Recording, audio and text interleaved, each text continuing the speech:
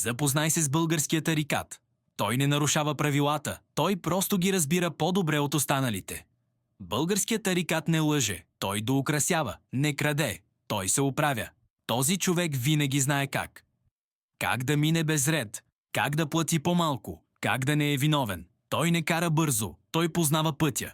Не кара пил, защото 2 бири не са алкохол. Не е спрял на аварийни. То е само за 2 минути, които по някаква странна логика винаги стават поне 10. Българският тарикат не обича системата, но много обича да я използва. Държавата му пречи, но когато стане проблем, тя трябва веднага да помогне. Той не плаща много данъци, защото не е глупав.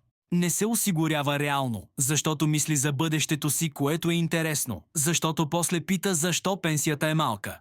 Този човек не вярва на никого. Всички го лъжат. Всички са маскари, само той е читав. И най-важното, българският тарикат винаги има оправдание. Ако нещо не стане, не е негова вината. Виновна е държавата, системата, времето или някой друг. Но въпреки всичко той е горд, защото да си тарикат не е лошо, лошо е да си балък.